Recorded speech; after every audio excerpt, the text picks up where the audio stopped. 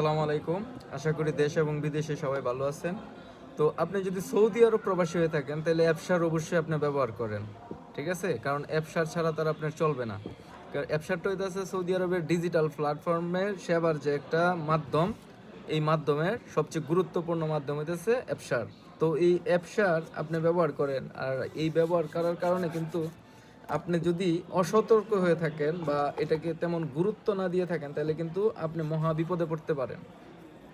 তো আপনার যেন বিপদ না হয় আর আপনি যেন বিপদে না পড়েন সেই জন্য কি করবেন, নতুন পুরাতন সবারই কিন্তু অ্যাপসার ব্যবহার করা লাগে। আমরা যারা নতুন আছি এবং পুরাতন আছি সবাই কিন্তু কম বেশি অ্যাপসার ব্যবহার করি।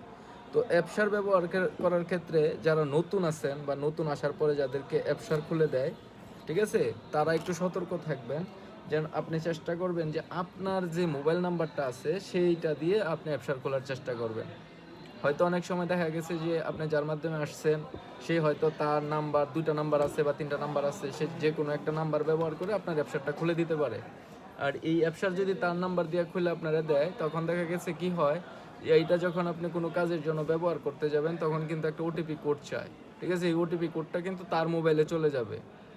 আপনার অনুমতি নিয়া বা না নিয়া সে কিন্তু চাইলেই আপনার অ্যাকাউন্টে যে কোনো মুহূর্তে যে কোনো সময় লগ ইন করতে পারবে। আর এই অ্যাপসার দিয়ে যদি কোনো কাজ করে বা কোনো অথরিটি দেয় বা কোনো কিছু করে সেটার জেল জরিমানা কিন্তু আপনার নামে আসবে, তার নামে কিন্তু আসবে না। তো অবশ্যই আপনি অ্যাপসার ব্যবহার করেন, আর আপনাকে সতর্ক থাকতে হবে অ্যাপসার ব্যবহার করার ক্ষেত্রে শতভাগ। এটা একটা পুরাতন বিষয়, তারপরেও আমি আপনাদেরকে নতুনভাবে স্মরণ করাই দিলাম, কেননা এইভাবে অনেক প্রতারিত হইতেছে। এই ভুলটা শুধু নতুনরা যে করে তা না, পুরাতন অনেক লোকও আছে যে এটা করে। আপনি ধরেন কোনো দোকান থেকে বা কোনো মক্তব থেকে বা আপনার যার মাধ্যমে আসছেন ওনার মাধ্যমে আপনি অ্যাপসার খুলছেন, আপনি চেষ্টা করবেন উনি যখন অ্যাপসারটা আপনাকে খুলে দিছে এর পরপরই পাসওয়ার্ডটা চেঞ্জ করে নিতে। এইগুলো একদম সহজ কাজ, যারা একটু মানে বুঝে তারা কিন্তু চাইলেই নিজেই নিজের অ্যাপসারের পাসওয়ার্ড চেঞ্জ করতে পারবে, মোবাইল নাম্বার চেঞ্জ করা যায়, সব কিছু করা যায়। যদি এই সংক্রান্ত ভিডিও চান যে অ্যাপসারের মোবাইল নাম্বার এবং পাসওয়ার্ড নাম্বার কিভাবে চেঞ্জ করবেন, তো ওই ভিডিওটাও আমি আপনাদেরকে দিয়ে দিব, কোনো সমস্যা নাই।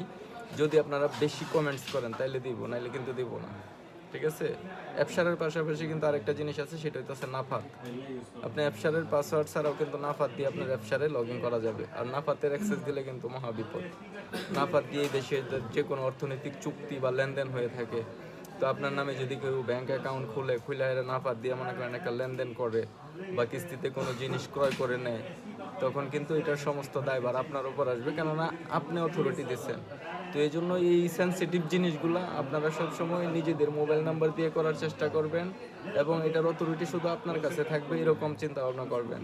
আমরা বুঝি না, এই জন্য আমরা অনেক সময় কি করি, পরিচিত লোকজনের মাধ্যমে করে বসি, কিন্তু কার মনে কি আছে ভাই বলা যায় না। অনেক সময় নিজের লোকেরাই কিন্তু অনেক বড় ধরনের ক্ষতি করে। তো সবাই এই ব্যাপারটা থেকে সাবধান থাকবেন, কেননা অ্যাপসারটা খুবই গুরুত্বপূর্ণ একটা বিষয় ভাই। সৌদি আরবে যারা আছেন, আপনার ইকামার মেয়াদ থাক বা না থাক, কিন্তু আপনার অ্যাপসার দিয়ে কিন্তু আপনি যাবতীয় সমস্ত কাজ করতে পারবেন। যেই কাজগুলো সরকারি প্ল্যাটফর্মের যত কাজ আছে সৌদি আরবের সমস্ত কাজ কিন্তু আপনি অ্যাপসার দিয়ে চাইলেই করে নিতে পারবেন। তো সবাই ভালো থাকবেন, আর আমার এই ভিডিওগুলো যদি আপনাদের ভালো লাগে অবশ্যই লাইক, কমেন্টস এবং শেয়ার করে আমার পাশে থাকার চেষ্টা করবেন।